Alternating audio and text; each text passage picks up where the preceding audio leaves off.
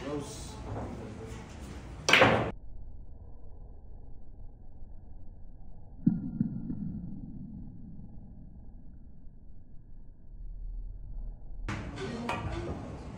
Good shot.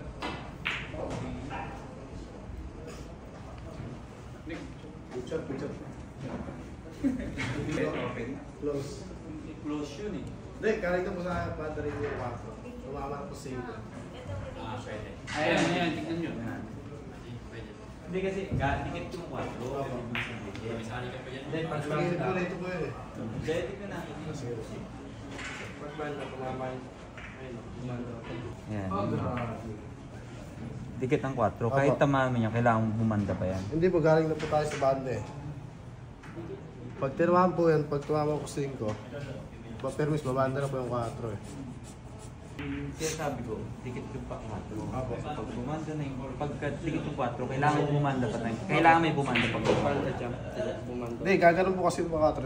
Pagtigil niya po sa ano. Ayun. Eh, ano, Dennis, may bago. Paano natin?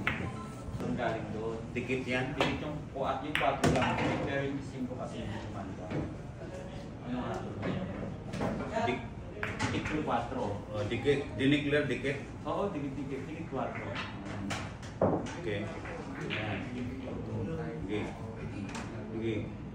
Wala, hindi bumanda yung 4. Naiiwan yung butas yan.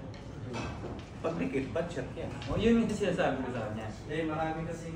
Kasi pag dikit ang 4, kailangan babanda mga bola. I-declare ba na dikit? Ako ba, nakatigil po. Oo, walang. Oo. Dikit Yung 5 ba, hindi bumanda? O bumanda yun? Hindi po, nasa ilalim po kasi nang galing yung 4 eh. Ay, Ano ba ito? Ano ito?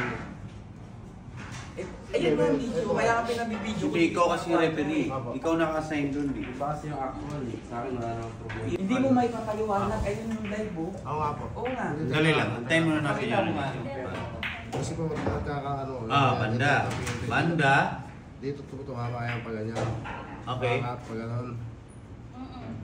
Dito sa ilalim naman yung Hindi ano. nga pumandig. Ibig sabihin, dikit yung 4. So, walang bumanda rito ulit. Kaya po, kasi po galing po ito, dikit po. O, anong hatol? Good shot mga hatol po. Good Good shot ang hatol Kasi mo. po,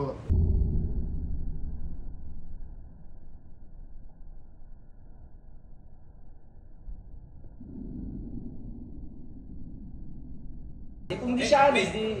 Meron yung player na hindi talaga alis. Meron talagang player na nangyari na minsan. Anong, Kasi ang ayan, hatol ikaw, ng referee, anong hatol mo? Jeff, ang referee, Jeff. Anong hatol mo sa